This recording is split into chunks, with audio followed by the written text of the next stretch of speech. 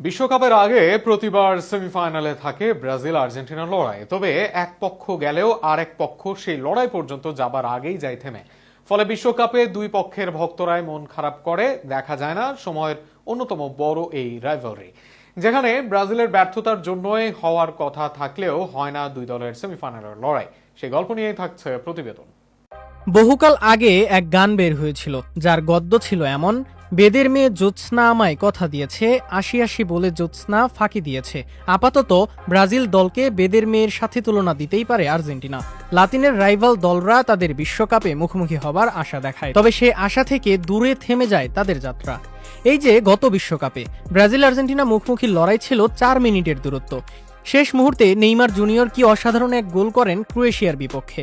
সেখানে জয় পেলেই তো সেমিফাইনালে মহালড়াই, কিন্তু ব্রাজিল ভক্তরা সেই লড়াই আর হতেই বা দিল কোথায়।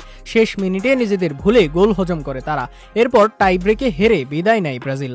গত বিশ্বকাপ সেমিফাইনালে মুখোমুখি হবার কথা ছিল, এবারও ছিল একই সমীকরণ।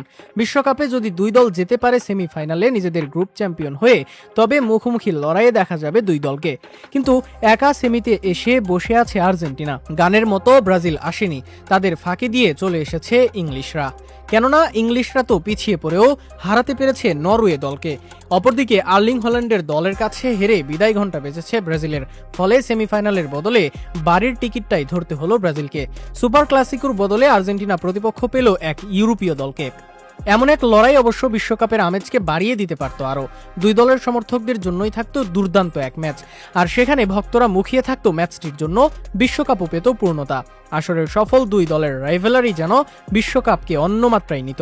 অবশ্য এখান থেকে একটা জিনিস শিখতে পারে ব্রাজিল ভক্তরা। কথায় কথায় তারা বলে মেসিকে দিয়ে ব্র্যান্ডিং ঠেকাতে আর্জেন্টিনাকে বেছে নেয় ফিফা, কিন্তু ব্রাজিল ও আর্জেন্টিনা সেমিফাইনাল হলে ব্র্যান্ডিং বাড়তো আরও বহু গুণে। সেক্ষেত্রে কেন ব্রাজিলকে বারবার এই লাভের সুবর্ণ সুযোগ ঠিক আগে আগে বাদ দেবে ফিফা? এমন প্রশ্নে যেন নিজেরাই উত্তর খুঁজে পাবে ব্রাজিল ভক্তরা। কেননা সবকিছুর জন্য এখন নিজেদের দলকেই দোষ দেয়া ছাড়া যৌক্তিকভাবে আর কোনো উপায় বাকি নেই তাদের সামনে।